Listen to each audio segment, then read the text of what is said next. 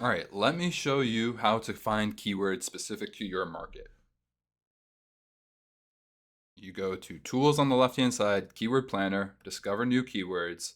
If you have an account that has data in here, you'll get more accurate data compared to a brand new, fresh account. And then let's say product or service. Google and search partners, and then I can refine it down to just Massachusetts if I want. Now I can see how many people search it.